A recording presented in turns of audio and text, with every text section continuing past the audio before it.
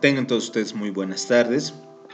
El día de hoy vamos a estudiar y analizar el tema número 6, denominado la normativa tributaria en el ámbito temporal. Sobre todo vamos a ver desde cuándo se aplica una determinada norma tributaria. En todo caso hablamos de ley, o en su caso también de normas también emitidas por administraciones tributarias, desde cuándo será su cumplimiento obligatorio. Introducción. Si ustedes ven en el cuadro, hace referencia al fin del procedimiento legislativo nacional.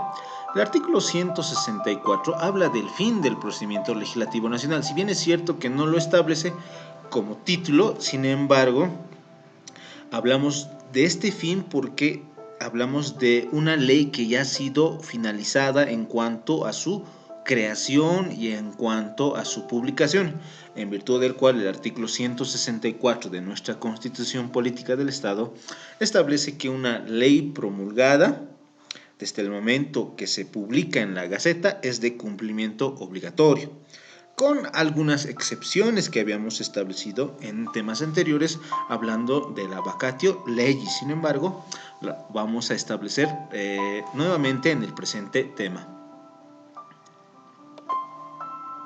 Excepción de la irretroactividad de la ley. Todos por la materia de introducción al derecho conocemos y sabemos también que una norma solo rige para lo venidero o para lo futuro. Sin embargo, el artículo 123 de nuestra Constitución Política del Estado establece que algunas excepciones en cuanto a la irretroactividad de la ley. Cuando se habla por materia constitucional, ustedes han visto que en materia laboral es irretroactiva la ley cuando va a beneficiar a los trabajadores. En materia penal, cuando va a ser beneficioso al imputado o a la imputada. Y también en materia de corrupción para el caso de investigación, prosecución de procesos, es decir, si hace 20 años o hace 30 años yo he cometido un delito de corrupción, por más de que la norma haya sido aprobada en materia de corrupción este año 2020, entonces de igual manera se va a investigar esos delitos en materia de corrupción. Hasta aquí tenemos un breve panorama o un pantallazo sobre lo que es la irretroactividad en cuanto a excepción. Pero vamos a ver algunas aristas o algunas características en materia tributaria. Vigencia de leyes tributarias. En materia tributaria debemos regirnos a dos cuerpos normativos, como son el Código Tributario Boliviano y el Decreto Supremo 27310.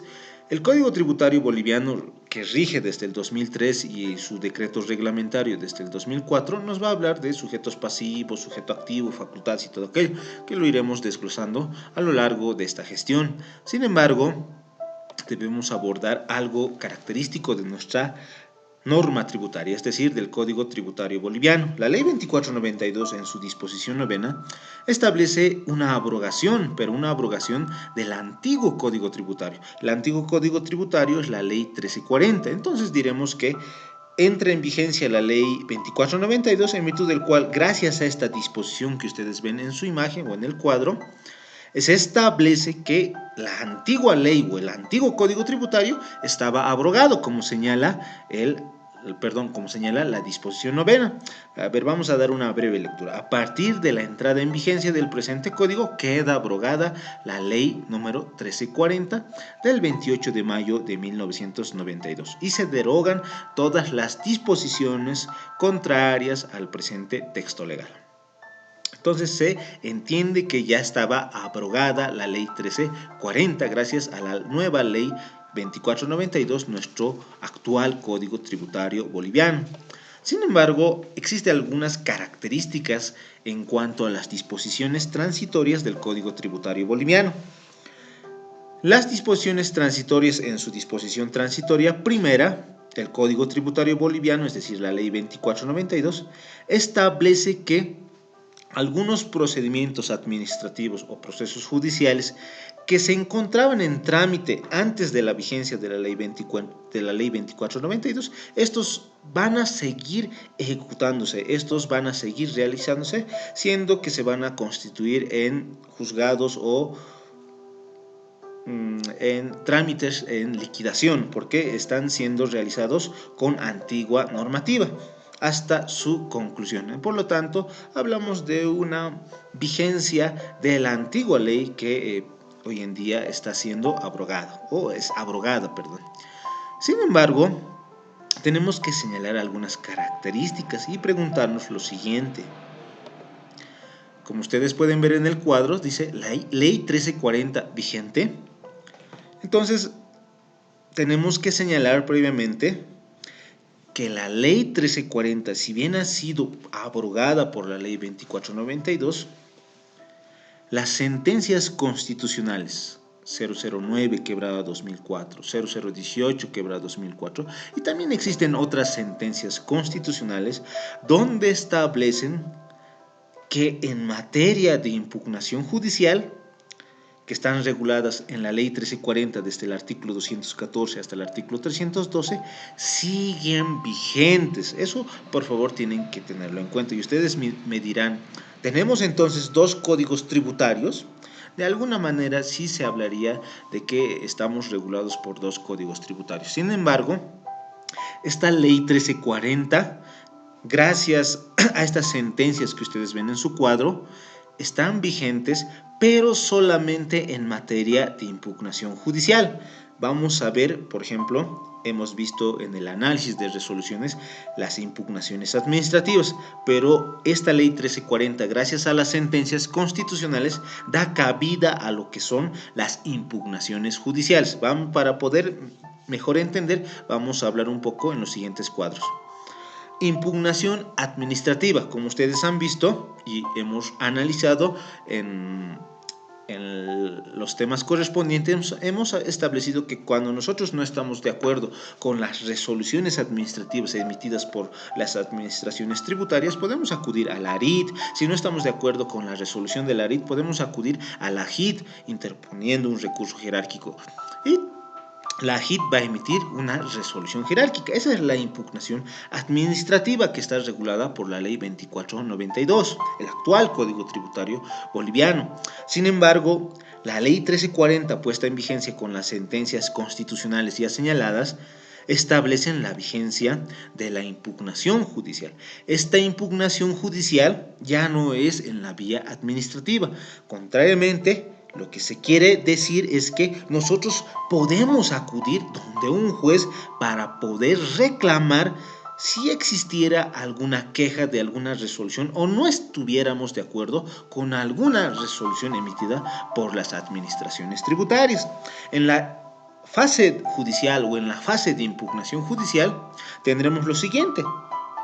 Hablamos de una resolución administrativa que los va a emitir una administración tributaria, y cuando no estamos de acuerdo habíamos dicho que podíamos acudir a la impugnación administrativa. Sin embargo, gracias a la Ley 1340, que está vigente por las sentencias constitucionales ya señaladas, nos da cabida de que podemos acudir en vía judicial gracias a lo que se denomina una demanda contencioso tributaria.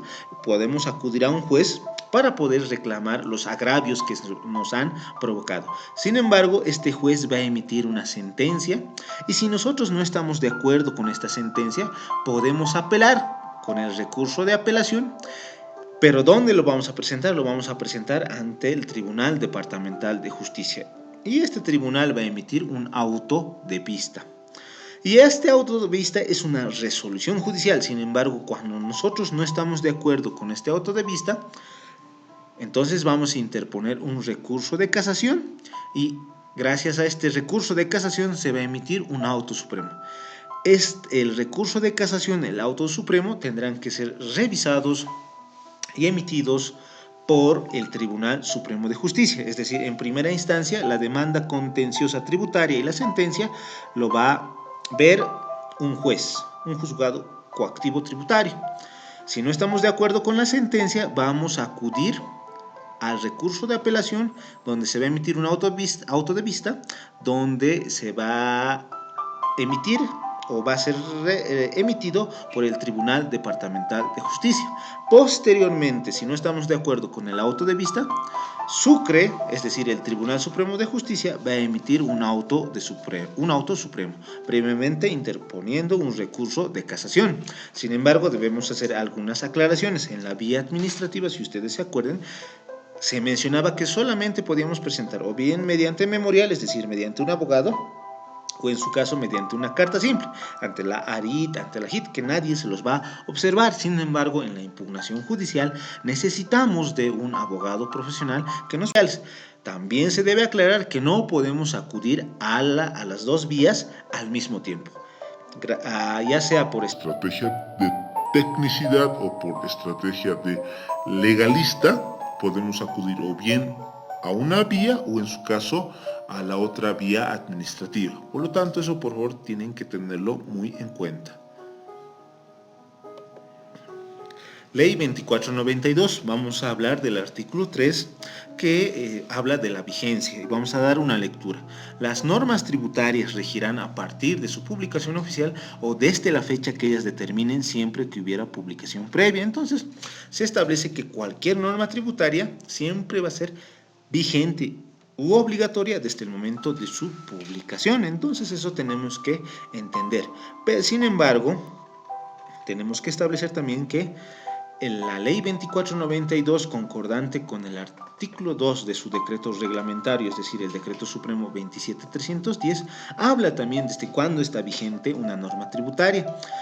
Vamos a dar una pequeña lectura, si ustedes pueden ver el cuadro.